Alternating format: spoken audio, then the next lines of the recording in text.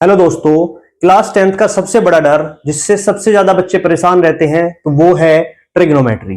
तो आज हम जानेंगे ट्रिग्नोमेट्री का बेसिक और इसको आपके लिए बिल्कुल इजी बना देंगे। तो 20 मिनट के लिए अगर आप ये वीडियो देखते हैं तो ये चैप्टर आपके लिए बिल्कुल इजी हो जाएगा और इसमें आपको कोई दिक्कत नहीं होगी। तो स्टार्ट करते हैं अपना चैप्टर ट्रिग्नोमेट्री। अब आते हैं ट्रिग्नोमेट्री पर। तो ट्रिग्नोमेट्री में सबसे पहले जानना होता है हमें ट्रिग्नोमेट्रिक रेशो। Trigonometric ratio. अब ट्रिग्नोमेट्रिक रेशो कहां से आते हैं? ये आते हैं राइट एंगल ट्राइंगल से। अब राइट एंगल ट्राइंगल, अगर हम एक राइट एंगल ट्राइंगल बनाते हैं तो इसमें सबसे इंपॉर्टेंट होता है राइट एंगल, क्योंकि यही इसका नाम है राइट एंगल ट्राइंगल। तो इसमें इंपॉर्टेंट क्या होगा? Right angle. इसमें एक राइट एंगल होगा। इस राइट एंगल के सामने की जो साइड होगी, इसी साइड को हम बोलते हैं हाइपोटेनियस।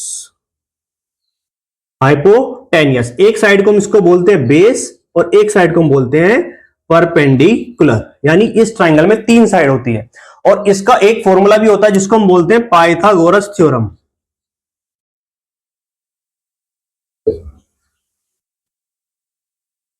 क्या होता है पाइथागोरस थ्योरम में? ये आपने पढ़ी होगी 8 क्लास में कि जो हाइपोटेनियस साइड होती है उसका अगर हम स्क्वायर करते हैं तो वो इक्वल होता है सम ऑफ अदर टू साइड, या बाकी दो जो साइड है इनके स्क्वायर के सम के बराबर होता है।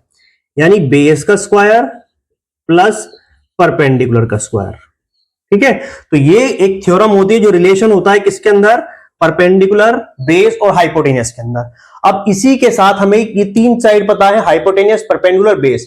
इन्हीं के रेशो को हम बोलते हैं ट्रिग्नोमेट्रिक रेशो। अब इनका रेशो कैसे होगा? एक आपको फॉर्मूला याद करना पड़ेगा। पंडित बद्री प्रसाद हर हर बोले। ठीक है, यहां से हमारे क्या निकलेंगे? ट्रिग्नोमेट्रिक रेशो निकल जाएंगे। जैसे perpendicular upon hypotenuse, hypotenuse upon perpendicular, दो रेशो हो गए। परपेंडिकुलर बेस, बेस परपेंडिकुलर, दो रेशो हो जाते हैं। और बेस हाइपोटेनियस, हाइपोटेनियस बेस, दो रेशो ये हो जाते हैं। तो कुल मिलाकर 6 रेशो होते हैं और इन 6 रेशो के नाम होते हैं। पहला होता है साइन, दूसरा होता है कोसाइन, तीसरा होता है टेंजेंट, चौथा होता है कोटेंजेंट, उसके बाद आता है सेकेंड और उसके बाद आता है कोसेकेंड। ये हमारे 6 ट्रिग्नोमेट्रिक रेशो होते हैं। तो हम क्या करते हैं, इनका पूरा नाम नहीं लिखते, इनकी केवल स्टार्टिंग के 3 लेटर यूज करते हैं। तो साइन बोलते हैं इसको। ये हो जाता है कोसाइन का कोस होता है, टेन का टेन, टेन यूज करते हैं। कोटेंजेंट का कोट यूज करते हैं, सीओटी कोट। सेकेंड का सेक यूज करते हैं। अगर हम कोसेक का 3 अक्षर लेते हैं कोस, तो ये भी सेम हो जाता है, इसलिए इसके 5 अक्षर यूज करते हैं कोसेक। ठीक हो गया। तो यहां से हमारे क्या निकलते हैं? जो रेशो होते हैं वो निकल के आते हैं। अब इसके लिए, रेशो के लिए एक इंपॉर्टेंट वर्ड होता है एंगल। यानी हमें एक एंगल की जरूरत होती है जिसके अनुसार हम क्या यूज करेंगे, हम ये बताएंगे कौन सा हमारा परपेंडिकुलर है, कौन सा हमारा बेस है। 90 डिग्री के सामने वाली साइड हाइपोटेनियस होती है, कंफर्म है। लेकिन परपेंडिकुलर और बेस आपस में इंटरचेंज हो सकते हैं। अब ये किस पर डिपेंड करता है? ये डिपेंड करता है हमारे एंगल पर, यानी बेस एंगल। जहां पर अगर ये वाला एंगल, हम इसको एंगल लेते हैं, ये वाला एंगल यूज करते हैं, तो एंगल के लिए वर्ड यूज करते हैं थीटा। जैसे साइड के लिए हम एक्स यूज करते हैं, वाई यूज करते हैं, एच यूज करते हैं हाइट के लिए, ऐसे ही एंगल के लिए यूज करते हैं हम थीटा। अब जहां पर हमारा थीटा होगा वही हमारा बेस माना जाएगा। अगर हम मान लेते हैं कि यहां पर थीटा ना है, ये नहीं है यहां पर थीटा, और थीटा हमारा यहां पर आ जाता है, तो थीटा हमारा यहां होगा, तो ये वाली साइड हमारी परपेंडिकुलर ना होकर बेस हो जाएगी और परपेंडिकुलर इसके सामने आ जाएगा। यानी ये दोनों साइड एक दूसरे से इंटरचेंज हो सकती हैं अकॉर्डिंग टू थीटा। ठीक है, तो जहां पर हमारा बेस होगा वहां पर ही हम क्या लिखेंगे? थीटा लिखेंगे। यानी यहां पर थीटा होगा तो ये हमारा क्या होगा? बेस होगा और इसके सामने परपेंडिकुलर हो जाएगा। अब आते हैं सबसे पहले साइन थीटा, यानी एंगल के साथ लिखा जाता है साइन। साइन एंगल के साथ। तो साइन का फॉर्मूला यहां से बनेगा perpendicular upon hypotenuse. Perpendicular upon hypotenuse को हम बोलते हैं साइन थीटा। ठीक है, यहां से निकल जाएगा। अब दूसरा आता है कोस। तो कोस थीटा हमारा क्या होगा? यहां से बेस अपॉन हाइपोटेनियस। थर्ड आता है टेंजेंट, यानी tan theta perpendicular upon base.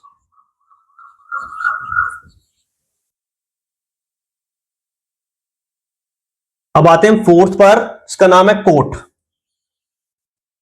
Cot theta हमारा होता है टेन थीटा का अपोजिट, यानी इसी का रिवर्स। बेस ऊपर आ जाएगा और परपेंडिकुलर नीचे आ जाएगा। नेक्स्ट आते हैं हम सेकेंड पर, सेक कोस का उल्टा होता है।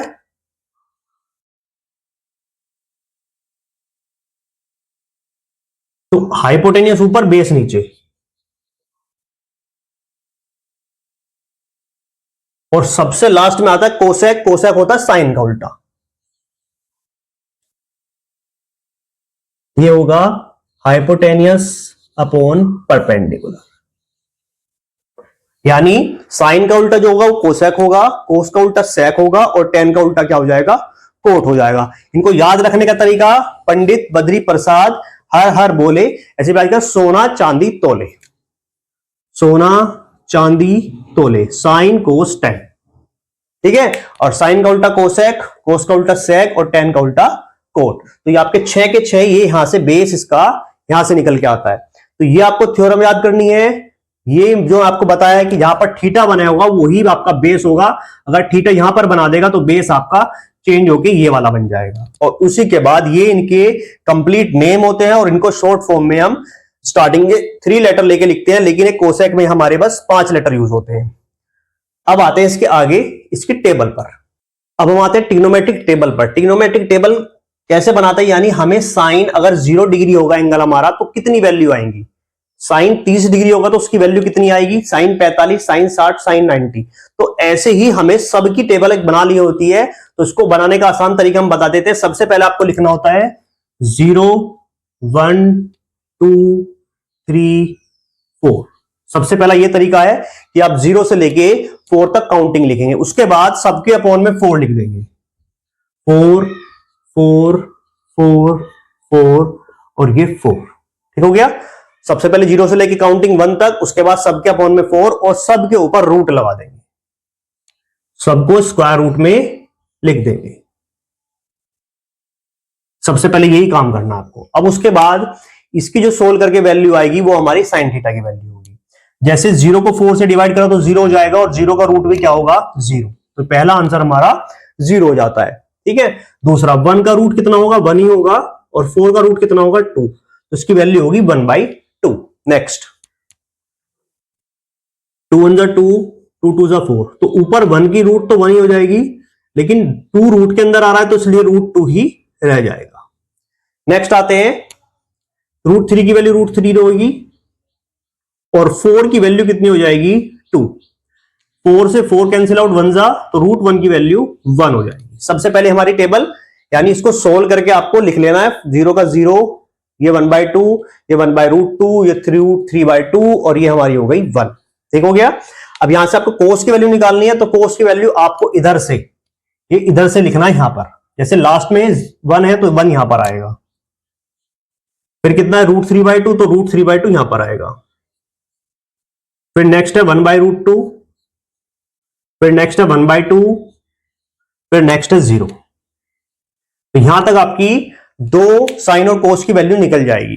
तीसरी वैल्यू निकालने के लिए हमें क्या करना पड़ेगा, साइन को कोस से डिवाइड करना, यानी इसको इससे डिवाइड कर देना है, तो हमारी 10 की वैल्यू निकल जाएगी। अब डिवाइड करने के लिए जैसे 0 को 1 से डिवाइड करेंगे तो क्या आएगा, 0 ही आ जाएगा।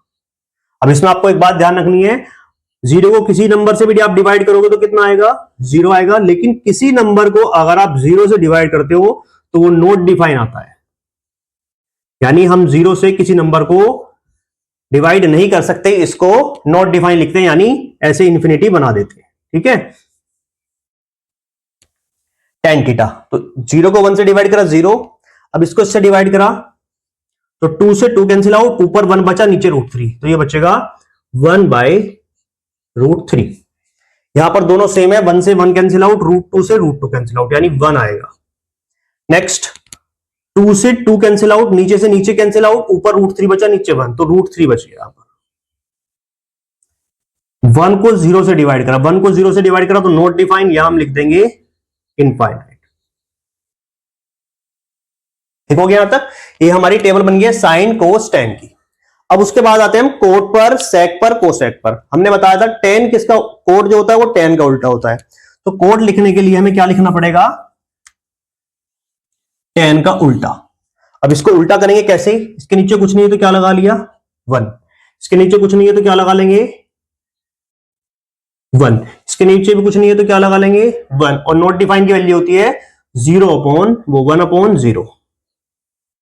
अब इसको उल्टा करेंगे, कितना हो जाएगा 1 ऊपर 0 नीचे, और 1 ऊपर 0 नीचे क्या हो जाएगा नॉट डिफाइन। ठीक है, तो ये क्या बन गया नॉट डिफाइन, या इसको आप इधर से भी लिख सकते हो, ये वाला नॉट डिफाइन √3 1/√3 या 0/1 यानी 0 हो जाएगा। ठीक है, इसको आप इधर से भी लिख सकते हो। ठीक है, ये वाला, ये तो आप इसको क्या करोगे रेसिप्रोकल कर लोगे तो ये भी सेम ही बन जाएगा। अब उसके बाद आता है किसका उल्टा, कोस का उल्टा सेक थीटा। तो कोस का उल्टा करेंगे, यहां पर कितना लिखा हुआ 1, 1/1 का उल्टा करेंगे तो कितना आएगा 1 ही आ जाएगा। ठीक है, 1/1 का उल्टा कितना हो जाएगा 1, ये हो जाएगा 2 ऊपर √3 नीचे 2/√3, ये हो जाएगा √2 ऊपर नीचे 1 √2/1, ये हो जाएगा 2/1, और ये हो जाएगा 0/1 यानी 1 ऊपर 0 नीचे, ये हो जाएगा नॉट डिफाइन। यहां तक आ गया। अब उसके बाद हमारे पास बचा है कोसेक थीटा। कोसेक थीटा जैसे हमने साइन थीटा को इधर से इधर लिखा था, ठीक है, ऐसे हम सेक थीटा को भी इधर से इधर लिख सकते हैं या इसका रेसिप्रोकल कर सकते हैं। तो नॉट डिफाइन का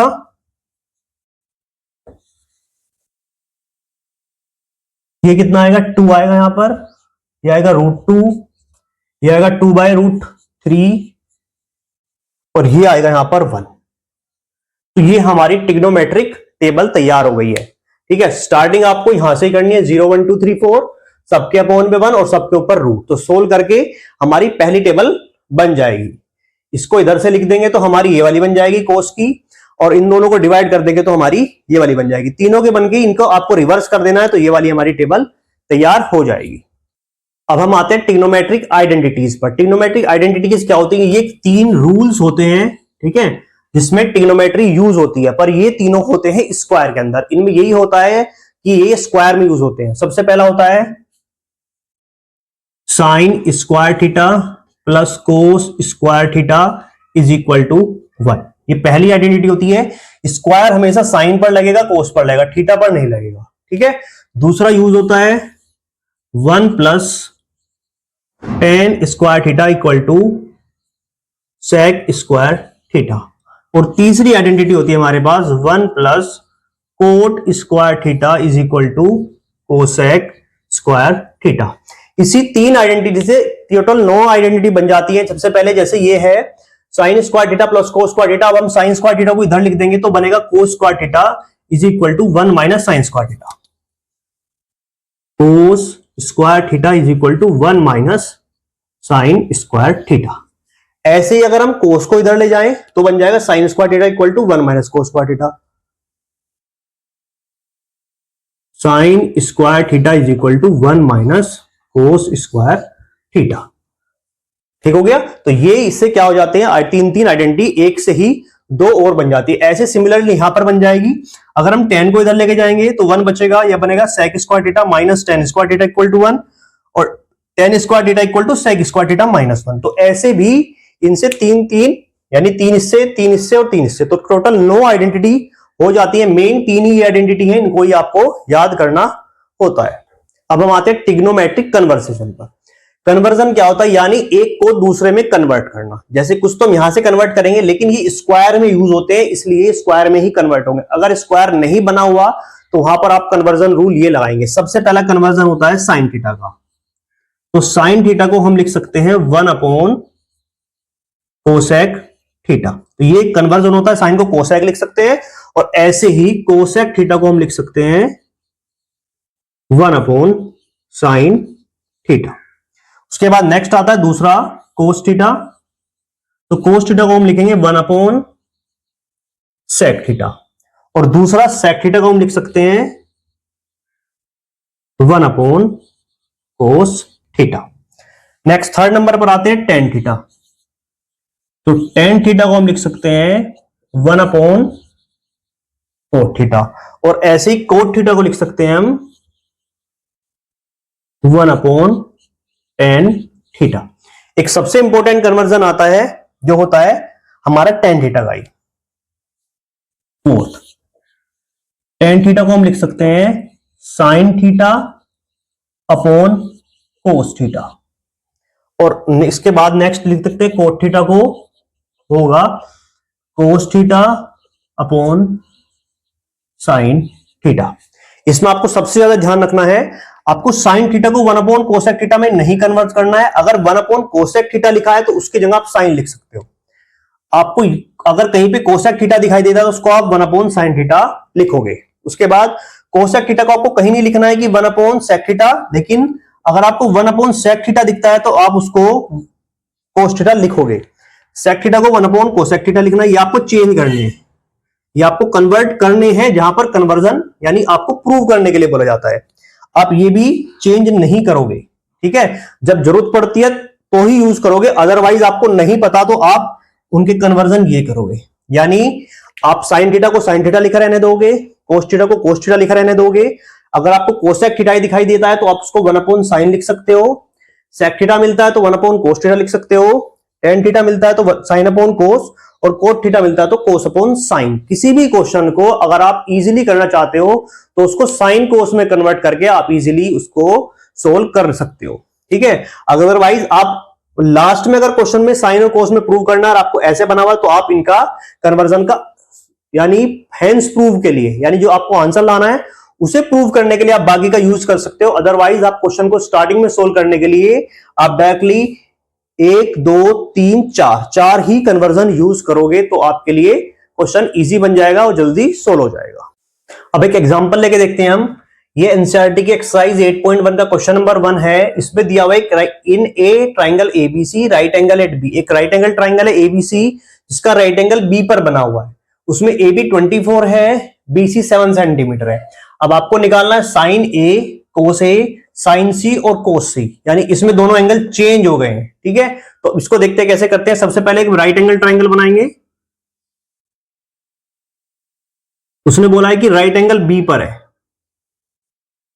ये ए मान लिया, ये बी हो गया, ये सी हो गया। आप ए इधर, बी इधर, सी इधर कैसे भी लिख सकते हैं, इसमें कोई दिक्कत नहीं है, ठीक है। उसने बोला है ए बी 24 सेंटीमीटर, तो ये वाली हमारी साइड 24 सेंटीमीटर हो गई। बी सी 7 सेंटीमीटर बोला है तो ये 7 सेंटीमीटर हो गई। अब हमें 90 डिग्री के सामने साइड होती है हाइपोटेनियस, ये हमें निकालनी है। सबसे पहले हम लगाएंगे सॉल्यूशन इसका, in triangle A B C by Pythagoras theorem.